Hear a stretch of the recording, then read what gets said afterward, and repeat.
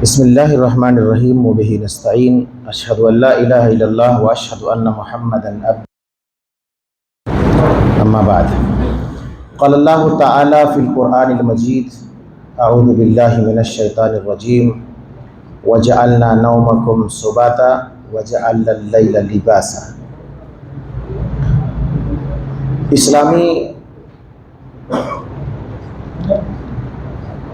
آداب پر آج بات کریں گے، سونے اور جاگنے کے آداب۔ اللہ تبارک و تعالیٰ نے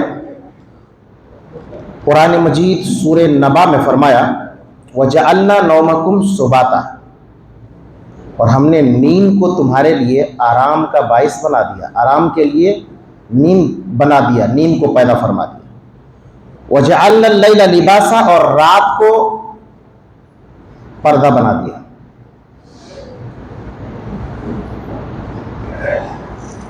نیند اللہ تبارک و تعالی کے جانب سے ایک بہت بڑی نعمت ہے۔ جب آدمی سوتا ہے،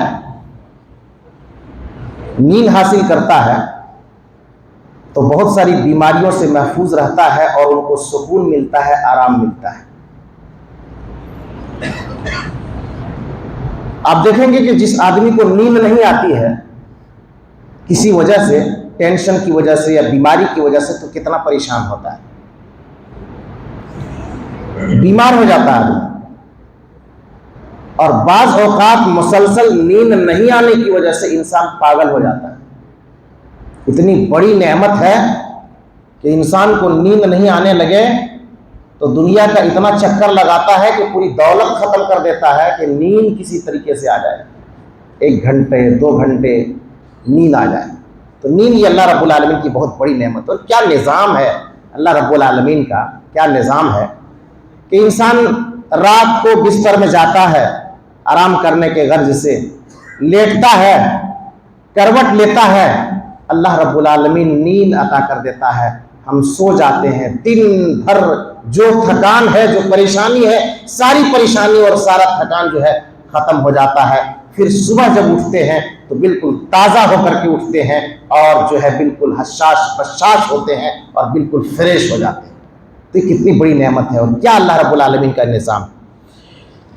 سونے کے بھی کچھ آداب ہیں، اور سو کر کے اٹھیں گے تو سو کر کے اٹھنے کے بھی کچھ آداب ہیں۔ ایسا نہیں کہ بستر میں گئے اور جا کر کے گدھے کی طرح سو گئے اور جیسے تیسے جو ہے اٹھے اور اٹھنے کے بعد جو چاہیں کریں۔ تو اسلام نے کچھ آداب بتلائے ہیں۔ آپ کو سونا ہے تو سونے کے کچھ آداب ہیں، لیٹنا ہے لیٹنے کے کچھ آداب ہیں، آپ کو اٹھنا ہے سو کر کے تو اٹھنے کے کچھ آداب ہیں۔ تو رات میں سونا ہے تو سب سے پہلے ہمیں اور آپ کو کیا کرنا ہوگا؟ عشاء پڑھنا ہوگا۔ ہاں، عشاء پڑھ کر کے سونا ہوگا، نماز پڑھ کر کے پابندی کے ساتھ اپنی نمازوں کی حفاظت کرنی ہوگی۔ قرآن کیا کہتا ہے؟ مومن کی صفت یہ ہے کہ اپنی تمام نمازوں کی حفاظت کرتا ہے۔ الذین هم علی صلاتهم یحافظون، مومن کی صفت یہ ہے کہ اپنے نمازوں کی وہ حفاظت کرتا ہے۔ تو نمازوں کی حفاظت کرتے ہوئے عشاء کی نماز ادا کر لینی ہے، عشاء پڑھ کر کے سونا ہے۔ عشاء سے پہلے نہیں سونا ہے، عشاء سے پہلے نہیں سونا ہے، عشاء کے بعد سونا ہے، نماز پڑھ کر کے سونا ہے۔ نماز وتر کا اہتمام کر لینا ہے۔ وتر کی نماز یہ رات کی آخری نماز ہوتی ہے۔ اگر آپ تہجد کے لیے اٹھتے ہیں تو آخر میں آپ وتر کو پڑھیں گے، لیکن آپ تہجد کا معمول نہیں ہے، آپ تہجد میں نہیں اٹھتے ہیں، تو عشاء کے بعد آپ وتر پڑھ لیجئے، یا گھر جائیں گے آپ سونے سے پہلے آپ وتر کا اہتمام کر لیں گے۔ وتر کا اہتمام کر کے اس کے بعد آپ سونے کی تیاری کریں گے، آپ کو سونا ہے۔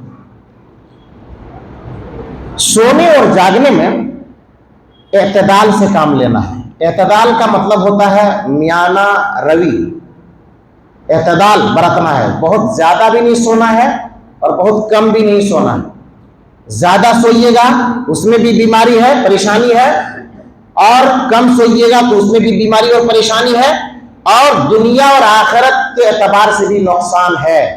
کم سوئیے گا، عبادت صحیح سے نہیں کر پائیں گے، تجارت صحیح سے نہیں کر پائیں گے، زیادہ سوئیں گے کام کا نقصان ہوگا، عبادت کا نقصان ہوگا، تو دین کا بھی نقصان ہے، دنیا کا بھی نقصان ہے۔ تو سونے اور جاگنے میں بھی ہمیں اور آپ کو اعتدال برتنا ہے۔ اسی طریقے سے جب سونے کے لیے جائیں گے تو سونے سے پہلے دروازہ بند کر لینا ہے، بسم اللہ کہیے، اپنے دروازے کو بند کر لیجیے، دروازہ بند کرنا ہے۔ اس کے بعد کوئی بھی چیز کھلی ہوئی ہے، کھانے پینے کی چیز، اس کو ڈھانک دینا ہے۔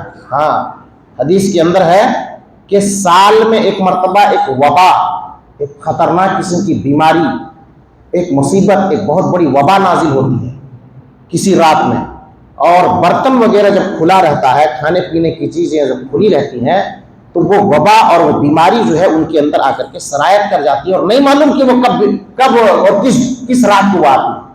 اور نبی صلی اللہ علیہ وسلم نے یہ تربیت دی ہے کہ سوتے وقت اپنے برتن کو ڈھانک لیا کرو۔ دوسری وجہ یہ ہے کہ ڈھانک لینے سے محفوظ رہتا ہے، کیڑے مکوڑے چھپکلی وغیرہ ہوتے ہیں، کئی کھانے کو چاٹ نہیں لے، پانی کے اندر داخل نہیں ہو جائے، زہر اس کے اندر سرایت نہیں کر جائے، تو محفوظ رہتا ہے۔ تو اس اعتبار سے کھانے پینے کی چیزوں کو ڈھانک لینا ہے، دروازہ بند کر لینا ہے، چراغ ہے تو بجھا لینا ہے۔ کیوں بجھانا ہے؟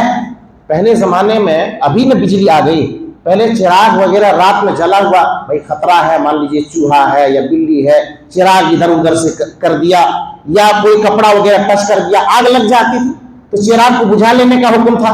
آج کہیں گے کہ نہیں، ہمارے پاس تو لائٹ ہے، بجلی ہے، آج بجھانے کی کیا ضرورت ہے؟ ٹھیک ہے، سیفٹی ہے، لیکن بلا وجہ جلانے کی کیا ضرورت ہے؟ ضرورت ہے تو جلا لیجیے، آپ کا بجلی بل بھی بچے گا، فضول خرچی سے بھی بچیں گے، بجلی بل بھرپائی کرنے سے بھی آپ کو جو ہے کفایت ہو جائے گی آپ کے لیے۔ تو یہ ساری چیزیں ہیں، تو چراغ بھی بجھا لیجیے، ضرورت ہے تو آپ جو ہے جلا لیجیے۔ سونے سے قبل جو ہے بستر کو بھی جھاڑ لینا ہے۔ اللہ اکبر، اسلام نے کیا رہنمائی کی ہے، کیا رہنمائی کی ہے۔ بچوں کو بھی یہ تربیت دینا ہے، سونے سے پہلے بستر جھاڑنا ہے، کوئی کیڑا ہے، مکوڑا ہے، چونٹی ہے وغیرہ ہے، گرد ہے، غبار ہے، اس کو جھاڑ لینا ہے، اس کو صاف کر لینا ہے، اور صاف کر کے اس کے بعد سونا ہے۔ یہ صفائی اور ستھرائی کا جو ہے اہتمام ہے، گرد و غبار وغیرہ صاف کرنا ہے۔ اچھا، ایک اہم چیز ہے، ایک بہت اچھی چیز، شاید آپ نے سنا ہو یا نہ سنا ہو، اگر معلوم ہو تو علم میں اضافہ ہو جائے گا آپ کے لیے۔ سونے سے قبل آپ کو وضو بھی کرنا چاہیے، یہ سونے کے آداب میں سے ہے اور بہت بڑی فضیلت ہے۔ سونے سے پہلے باوضو ہونا چاہیے۔ بھائی صاحب، ہم اور آپ جاتے ہیں تھک ہار کر کے دکان سے اور کام کاج کر کے نوکری سے، تو ہاتھ منہ تو دھوتے ہی ہیں، تو ہاتھ منہ دھونے سے بہتر یہ ہے کہ ہم جا کر کے وضو ہی کیوں نہ کر لیں سونے سے پہلے۔ تو وضو کا اہتمام کر لیجیے۔ فائدہ کیا ہے معلوم ہے؟ اگر وضو کا اہتمام کر لیتے ہیں تو باوضو ہو کر کے سونا یہ بہت بڑی فضیلت ہے۔ اللہ کے نبی صلی اللہ علیہ وسلم فرماتے ہیں، صحیح مسلم کی حدیث ہے، کہ وہ بندہ جب کروٹ لیتا ہے، سنن ابو داؤد کی حدیث ہے، اور صحیح الجامع کے اندر حدیث موجود ہے، امام البانی نے بھی حدیث کو صحیح کہا ہے، کہ ایک انسان جب وضو کر کے سوتا ہے اور کروٹ لیتا ہے رات میں، اور اس درمیان جب نیند کھلتی ہے، تو اللہ سے جو مانگتا ہے، اللہ سے جو مانگتا ہے بندہ، اللہ تعالیٰ ان کی دعا کو قبول کر لیتا ہے اور اس کو عطا کر دیتا ہے۔ اور ایک حدیث کے اندر صحیح الجامع کی روایت ہے، کہا کہ اگر باوضو ہو کر کے بندہ سوتا ہے تو ایک فرشتہ ان کے ساتھ رات گزارتا ہے، اور جب ان کی کروٹ کھلتی اور جب وہ کروٹ بدلتا ہے اور رات گزارتا ہے، تو فرشتہ ان کے لیے کہتا ہے، اللہ اس بندے کو تو رحم کر دے، اس بندے پر رحم فرما، اور ان کے گناہوں کو تو معاف کر دے، ان کی مغفرت فرما۔ اللہ کے فرشتے ان کے ساتھ گزارتے ہیں اور ان کے لیے دعائیں مغفرت کرتے ہیں، ان کے لیے رحمت کی دعائیں کرتے ہیں۔ کتنا آسان عمل ہے، کتنا آسان عمل ہے باوضو ہو کر کے سونا۔ تو یہ سونے کے آداب میں سے ہے۔ آپ ویسے بھی سو جائیں گے تو گناہگار نہیں ہوں گے، لیکن یہ آداب ہے، اس فضیلت کو آپ پا سکتے ہیں، حاصل کر سکتے ہیں۔ اچھا، سونا ہے تو جیسے تیسے نہیں سونا ہے، گئے جا کر کے پیٹ کے بل سو گئے، یہ کروٹ سو گئے، وہ کروٹ سو گئے، بلکہ سونا ہے تو داہنے کروٹ میں سونا ہے، داہنی کنپٹی اور داہنی کروٹ میں سونا ہے، اور داہنی کروٹ میں اس ہاتھ کو، اور یہ جو ہے یہ ہمارے یہ پوزیشن جو ہے، یہ گال کا جو پوزیشن ہے، تو اس پوزیشن کو جو ہے اپنے ہاتھ میں جو ہے اس کو لے کر کے داہنے کروٹ میں سوئیں گے. باقی نیند کی حالت میں آپ جدھر بھی ہو جائیں کوئی دقت نہیں ہے. یہ پہلو کو, دائیں پہلو کو اس طریقے سے لیٹیں اور اس کے بعد اپنے داہنے ہاتھ کو اس طریقے سے رکھیں اور لیٹیں. یہ لیٹنے کے آداب ہیں. پیٹ کے بل لیٹنا منع ہے. پیٹ کے بل بہت لوگوں کی عادت ہوتی ہے, کیوں بھائی صاحب کیوں ایسے سوتے ہو؟ بولتا ہے کہ نہیں, میرا پیٹ کے بل سونے کا عادت ہے, پیٹ کے بل نہیں سوئیں گے تو میری نیندیں نہیں ہوگی. اللہ کے نبی نے فرمایا کہ یہ جہنمیوں کی صفت ہے. ہاں, یہ جہنمیوں کی صفت ہے. جہنمی لوگ پیٹ کے بل سوئیں گے, یہ ان کی صفت, یہ ان کی خاصیت ہے. بچنا چاہیے. عادت ہے تو عادت کو چھوڑیے, ختم کیجئے, اور جو ہے جس طریقے سے آداب بتلائے گئے ہیں اس طریقے سے ہمیں اور آپ کو سونا ہے. جگہ کا انتخاب کیجئے, محفوظ جگہ اور صحیح جگہ جہاں کوئی نقصان نہیں ہو, کوئی خطرہ نہیں ہو, ایسی جگہ میں آپ سوئیے. اور سونے سے قبل جو ہے کوئی چیز کھائے پیے ہیں تو کلی کر لیجئے, ہاتھ دھو لیجئے. آپ بغیر ہاتھ دھوئے ہوئے, بغیر کلی کیے ہوئے سو گئے, میٹھا کھا کر کے یا نمکین کھا کر کے, پتہ چلا کہ کیڑا مکوڑا پہنچ گیا, آپ کے منہ کو چاٹنے لگا, آپ کے ہاتھ کو چاٹنے لگا, چوہا جا کر کے کتنے لوگوں کے ہاتھ کو کتر دیا رات میں. کیوں ایسا ہوا؟ بھائی صاحب رات میں کھانا کھایا, ہاتھیں دھونا بھول گئے. تو اس طرح کا مرض ہے کچھ لوگوں میں, اور یہ بن ہے, یہ ایسی عادت بری عادت ہے, یہ غلط عادت ہے.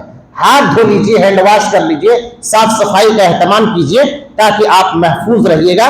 اور سونے سے قبل جتنے اذکار ہیں, سونے سے قبل, بہت لمبی بات ہو جائے گی اس لیے مختصر میں بتا دے رہے ہیں. جو اذکار ہیں, آیت الکرسی پڑھنے کا, سورۃ البقرہ کی آخری دعائیں پڑھنے کا, اور جو ہے شام میں جو دعائیں پڑھنے کا, رات کی جو دعائیں ہیں یا جو سورتیں ہیں, سورہ ملک ہے, سورہ سجدہ ہے, وغیرہ وغیرہ, ان سارے اذکار کو پڑھ لیجئے. اور اس کے بعد, پڑھنے کے بعد آپ دعا پڑھ کر کے سوئیے. اللہم بسمک اموت و احیا, اے اللہ تیرے نام سے میں مرتا ہوں, یعنی میں سو رہا ہوں, اور تیرے ہی نام سے میں زندہ ہوتا ہوں. سونے کے بعد میں زندہ ہوتا ہوں تو تیرے حکم سے زندہ ہوتا ہوں. کتنے لوگ ہوتے ہیں کہ بستر میں سوئے ہیں تو سوئے رہ جاتے ہیں, اٹھتا ہی نہیں ہے, انتقال ہو جاتا ہے اور نیند کی حالت میں رہ جاتا ہے, بڑی نیند ان کو آ جاتی ہے. تو اللہ تعالیٰ اٹھاتا ہے, آپ کو جگاتا ہے. یہ اللہ رب العالمین کا بہت بڑا شکر ہے, بہت بڑا احسان ہے. تو اس دعا کو پڑھ لینا چاہیے. سونے کے وقت اس دعا کو پڑھنا ہے, اہتمام کرنا ہے. سونے میں بہت آدمی خواب دیکھتا ہے, ڈراؤنا خواب دیکھتا ہے, کوئی اچھا خواب دیکھتا ہے, پریشانی ہوتی ہے, ڈر جاتا ہے.